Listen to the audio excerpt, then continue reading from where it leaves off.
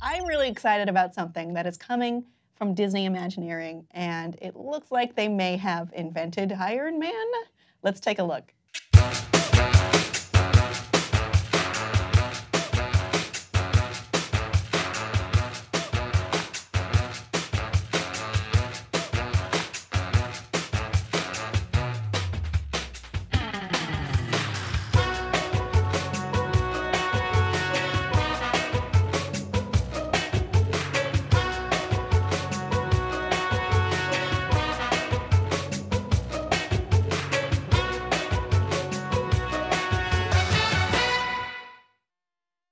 I love it. Okay, so these are called Stuntronics. It's a robotic acrobat, stuntman, whatever you want to call it. And this could be used in a lot of different ways. You know, maybe performing dangerous stunts a person wouldn't like to perform. Maybe it's closer. This person would not like to perform When those. have you ever been asked to do that? I don't know, but it might happen someday. And I want to be able to say, no, my friend Stuntronic will take care of it. Well, maybe one day. But right now, it seems to be, the use for this could be used in Disney parks. I mean, there are people who have been working on this, including Tony Dohey, who is the principal R&D Imagineer, who said, so what this is about is the realization we came to after seeing where our characters are going on screen, whether they be Star Wars characters, or Pixar characters, or Marvel characters, our own animation characters, is that they're doing all these things that are really, really active. And so that becomes the expectation our park guests have, that our characters are doing all these things on screen, but when it comes to our attractions, what are our animatronic figures doing? We realized we have some kind of disconnect here. So wait a minute. You're telling me it's not impressive enough to have the animatronic figures that we have now at Disneyland going like this? Yo ho, This? yo ho, a pirate's life.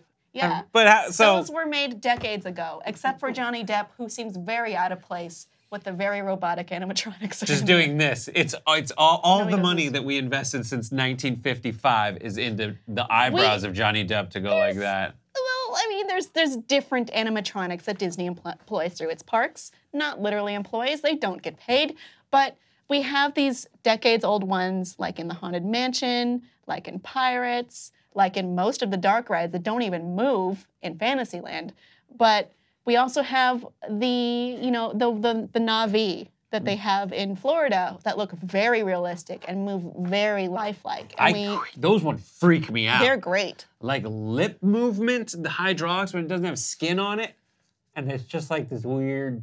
I can't handle it. So what it looks like, what they're going to do, is use these in the park somehow with different characters to come. They very specifically said Marvel, Star Wars, Pixar. Our characters, probably that's the afterthought.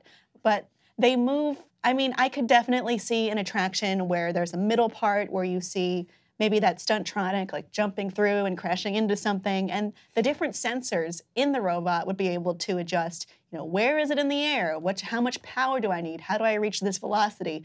What do I do to shoulder this? I could definitely see them employing maybe a Marvel character flying through a wall, and then their sensors in the foot that make the wall react. This could be very cool, but it's not the only thing. What else is there, Kim? I want you to look at these pictures and tell me what you think this is for. So this is coming from also Disney Imagineering, and this seems to be some kind of, I don't know, does that look like a gun to you? That does. Yeah, keep going, keep Looks going. like it could be a gun. Figuring it out. There's a bolt, there's a light beam, huh? Putting it together, controller, light source. Actuator? Driver? It's Adam Driver. It's Star Wars. It's 3 Adam Drivers. Yes, three you Star figured it Wars. out somehow. Light source. So what they're saying in this, they described what this is in their special effects system for generating a mid-air laser blast illusion patent application by describing it by saying, well, how could we use this? Futuristic movies use battles where actors use laser-based props, you know, et cetera, et cetera. It is going to be a Star Wars blaster. See, they even say red, blue, and green, another color. This is definitely going to be used in Star Wars Galaxy's Edge. And would be able to show, you know how it moves like a little dot of light through the air? Yes. So normally we can't do this with current physics, but it does seem to have an invisible path that can be moved and reused, and they're gonna make a really cool blaster show. It's gonna have Boba Fett probably, maybe in a Stuntronic suit, because look at his face. Look at his face. This is gonna be so good. This is all because blasters do not obey the speed of light.